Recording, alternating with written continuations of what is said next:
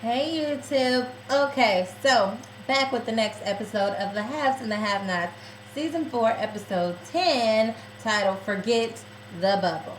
Okay, this week's episode, Candace, I appreciated her in this week's episode, so let's just dig right on in. I feel like we're getting old fashioned Candace back. Okay, so starts off where it left off, of course, when Hannah the snitch was at the police station, and Hannah snitched on her daughter with good intentions, of course, to save her life. And she says, "My daughter is Candace Young. That's who you guys are looking for." So the lady at the front desk says, "Wait here." She's going in the back to get whatever head police officer is in charge of this case. Well, when in the back of the police station, we have Justin, shady cop, shady down low cop, that don't know, want nobody to know his business. He's back there, and he is talking to the rookie cop.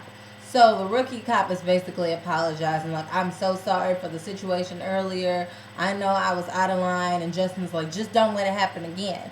And so the rookie cop is like, "Okay, I'm so sorry. I have so much writing for me. Can you please keep this between me and you?" So Justin is like, yeah. So whatever. Justin's still playing his role as shady, crooked, undercover, but not technically undercover cop. Okay. So next thing you know, the lady comes back there and she's like, "Hey, a lady's here. She said Candace Young is her daughter. She knows where she's at. I know the police officer she's supposed to talk to, but he's not here. So can you take care of this?" So of course this is perfect for Justin. Justin is like, "Yes, I can make sure that my boo is secure." So Justin goes out there to go talk to Hannah. So of course Hannah is just like handing them Candace on a silver platter, and she's like, "Now I know where she's at. First, tell me, how are you guys gonna arrest her? I need to know because my grandson is inside, and he does not need to see this. I do not want him to be traumatized. That is his mother." And so I'm thinking, Hannah, why are you sending them to arrest her? Don't they just need her for questioning? I mean, really, they don't have anything to pin on her. I mean, technically, it was in the backyard of her house, but at the time they found it, that was the bank's property. So that warrant is now like voided out. It's inadmissible in court. So why are you questioning her? Do you have like, maybe they just have like reasonable doubt, like, to believe that she may have done it? I don't know, but they don't know for sure. So why in the world would they arrest her? Whatever the case, he's like, "No, we'll just ask her to come outside. Do you think you can get her to come outside for us?" And then Anna's like, "Yeah, no problem, I can do that." And then so he's like, "Great." So then next thing you know, Justin was like, "Do you know where she is?" And of course she says the Fountain Drop Motel, but don't come right now. Okay, great. So then she says, Justin says, "Do you know how Quincy Maxwell died?" And she said, "I'm not sure. I mean, him and my daughter, they had a relationship once before." Then, so of course, Justin is asking her to elaborate. So Hannah's like, "Yeah, they had a really toxic, volatile relationship. He was very aggressive and abusive towards her. If anything, if he did die at her hands, it was probably because she was defending herself." And I'm like, "Hannah, you need to cut it. Like, for real. Like, this is why Benny and Candace didn't tell you anything, because you talk too much. You're incriminating them. This is why they didn't say anything. So everything at this point is hearsay, because you're just talking, like, and you know nothing about the law at all." Okay. So whatever the case, Justin is like, So there were, he alluded to, so you said like, that may have been why your daughter killed him. "No, I'm not saying she did that. I'm just saying." And then Justin was like, "Okay, okay, okay." So he was stabbed multiple times. It looks like it was by more than one person, and it looks like a male may have joined in on this stabbing. Do you know anybody that would have been connected? So in this case, Justin is trying to make sure his boo thing Jeffrey is not going to be found out. All along, Hannah is not thinking of Jeffrey. Hannah is thinking of Benny. Like, oh my goodness, they was in on this together. So of course, Hannah's not gonna snitch on Benny, but she's quick to snitch on Candace. So she's like, Hannah's like, "I have no idea. I don't know." Okay, so whatever. That's that. Then she decides to leave out. She doesn't know of anyone else involved. Okay, so then right after she leaves out, Justin calls Jeffrey to update his boo thing on what's going on. Well, his boo thing didn't pick up the phone because his boo thing has a major attitude right now because he is at home with his mama and Melissa. So Justin texts Jeffrey just to give him an update on what's going on. So then we go back to the hotel and we see Candace and Charles. They're still like, drinking from Charles's mini bar. And at this point, Charles has had a couple of drinks. He's becoming a little vulnerable with Candace. But Candace also knows how to like pull men in and really like see like what their like weak points are and how she can play on that and basically how she can have them eating out of the palm of her hand. So Candace says, she's talking to him about his presidency and all that, and he's like, I don't even know if I really want it. And he's referring to the presidency. And she's just giving him words of encouragement and really just encouraging him to just be Charles in this moment. Don't be a future presidential candidate. And so then she starts like asking him about his wife, if he ever had an affair on her. He says no. And then, but he does admit that he's had relations with women since his wife has passed away. And then, so that kind of gives Candace like the green light. Like, if he was with other women, surely I can get him to get with me. Because we all know that's her ultimate goal. So Candace, she butters him up a little bit. But he's really hesitant because he's like, look, I have way too much to lose. I know that there are people that are like against me that don't want me to get to this point. I just can't do this because I can't afford anybody finding out. And she's like, I have a reputation to protect. And he's like, what? And she's like, boy, bye. Okay, you are not the most important thing in this room. I am a law student. I came from nowhere. I came from nothing. I've worked my way to this point. So I'm not going to sleep with arguably the most important man in the world and be out here looking like some thotty. And everything, all my hard work I've done goes down in the dumps because people have a preconceived notion of who they think I am because I slept with you. So trust me, I'm protecting my reputation just as much as you're protecting yours. So he's like, touche, touche. So then the next thing you know, we may as well turn on some Tyrese Sweet Lover in the background. Okay, this wasn't playing, but in my mind, this was playing. Sweet lover, won't you be my whatever. So that was playing in the background and in my mind. Okay, so of course, like Candace, she's gonna put all her tricks and her moves on him. I mean, she's really playing on his emotions because he tries to put up like a hard exterior, but he's really like soft and like kind of like alone. So she's playing on him. She's like, you know what? Forget about the bubble, okay? This little presidential bubble you have. Forget about everything. Just be Charles for an hour. That's it. Okay. So let's get it on. Okay. That goes down. Next thing you know, we go back to Veronica's house. So, of course, Jeffrey's in the room with Melissa. Melissa walks into the room in lingerie. And Jeffrey's like, that does nothing for me, right? And she's like, yep, I know. I'm thinking, Jeffrey, you know good and well your mama probably bought that for her and told her to put it on and shave her legs while she's at it. So Jeffrey is just like really like mad, like pissed off to the highest level of festivity with Melissa because he's like, I don't like you, okay? You're pregnant with my child now. You have trapped me in this situation. I don't want to be in here with you. I don't like you. And after a while, I was like, Jeffrey, get over it, okay? Your mama's crazy. Your mama put her up to this, okay? Melissa didn't quite know what she was getting herself into, but you know what your mother has done. So quit taking it out on her. Y'all may as well be allies. Whatever the case. So, back to Candace and Charles. Okay, so Candace and Charles, I don't see nothing wrong with a little bumpy grind.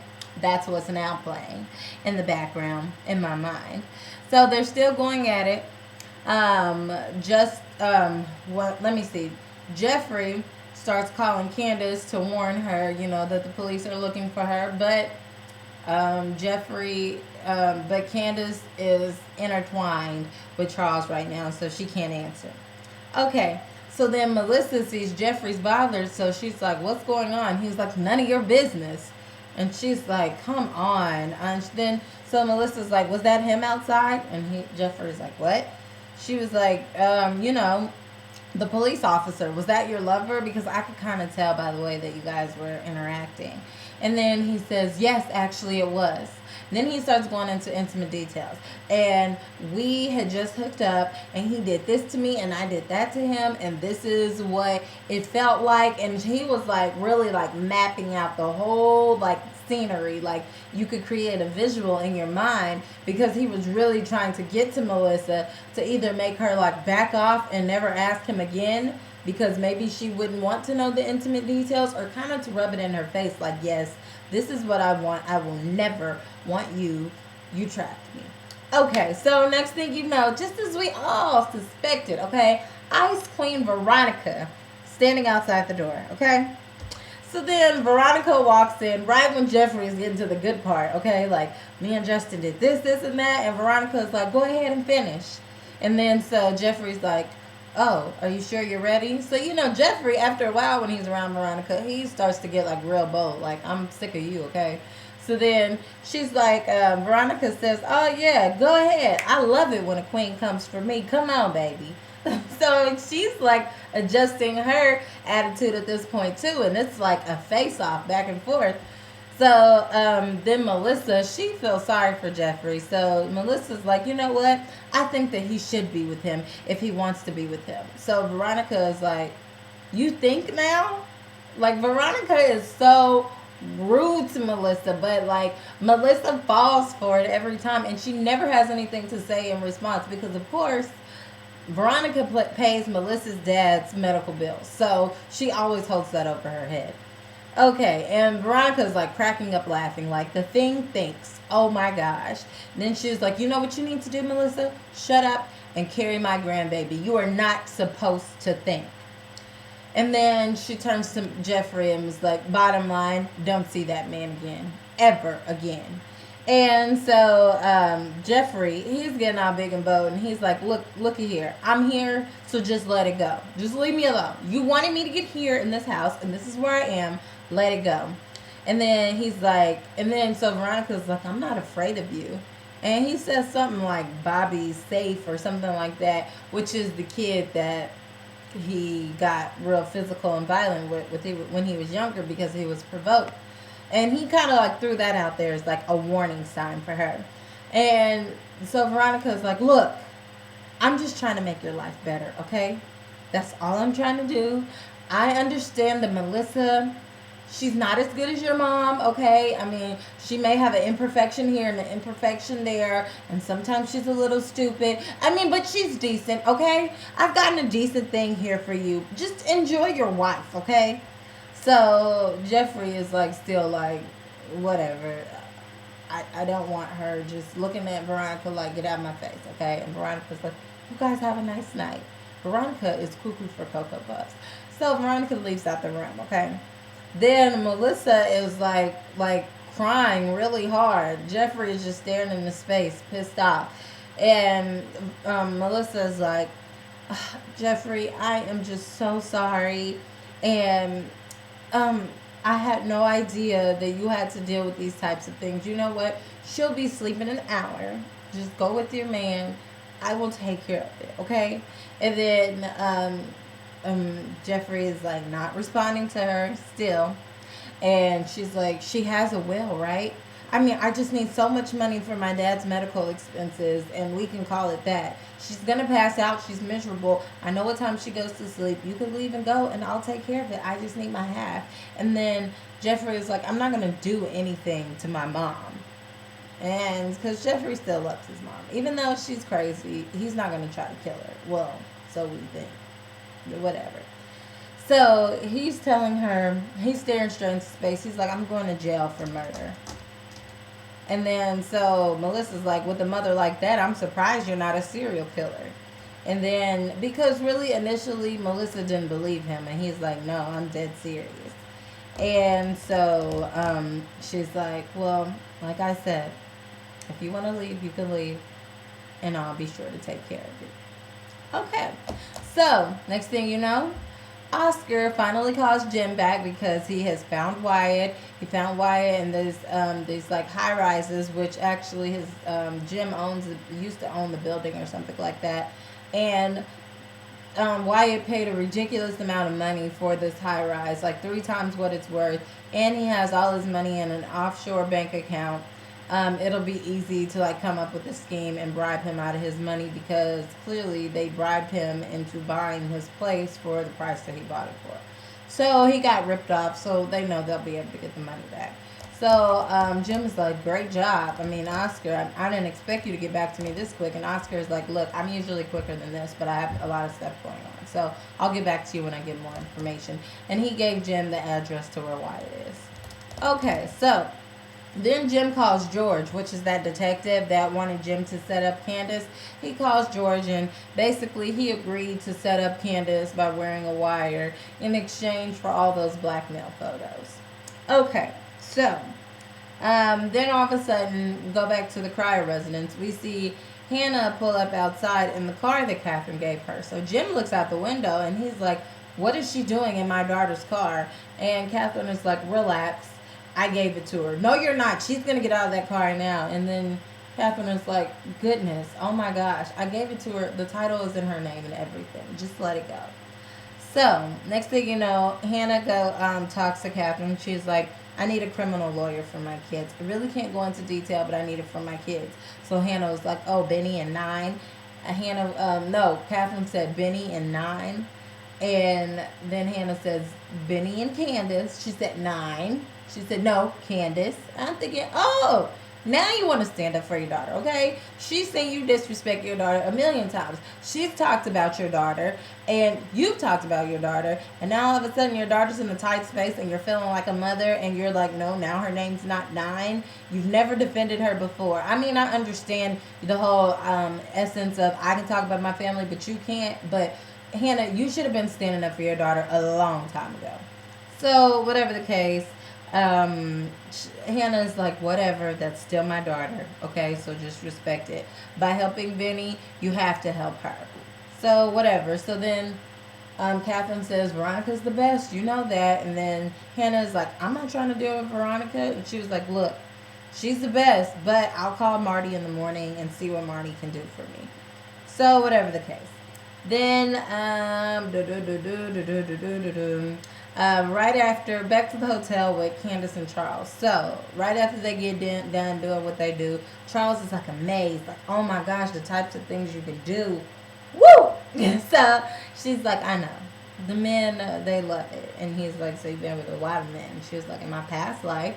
And then so, she asked him, what's your story? He was like, the whole president thing. And she's like, I'm sure there has to be more to your story than that. Like, for instance, my story. Like, I want to settle down. I've stopped talking to all these men because I feel like I've gotten to that point where I want to settle down. At this point, I don't know if some of these traces of what Candace is saying is actually real, if she does want to settle down and have her life slow down, or if she's just saying that just to kind of show like a real side to her, or seemingly real side to her. So then Charles, I really don't like Charles, okay? Because Charles is like real hypocritical and real uppity, because Charles just did what he did with Candace, but then he says, you know what, this can't continue. And she's like, what? Candace is caught off guard, and he was like, my wife would have never done anything like this. You just met me and then you have sex with me, and oh no. And then so Candace is like, excuse me? I mean, oh, wow. Well, your wife must have been pretty conservative. And then he was like, yeah, she was. And then Candace was like, yep, I know about you conservatives, but okay. And then so he's like, you know what? I'm sorry. I can't do this. And starts getting his clothes to walk out. And he was like, I'm sorry, but I can't have this come out. This did just happen between us. So Candace holds up a little recording device, and she was like, well, I can. And he's like, are you serious? And then so she's like, yep. Sure can. So next thing you know, goes back to Erica's room with Erica and David getting down with the get down. Erica and David are in the middle of do the Humpty Hump. And next thing you know, War is standing in Erica's room just watching like a creep, and you're like, what in the world, War? How did you even get there? So like Erica is like freaked out, like, oh my gosh. And she like can't tell David to stop, and War stares straight at her. It's a mess. Anywho, as always, like, comment, and subscribe. Check me out at mrsbaldaholic.com. Bye.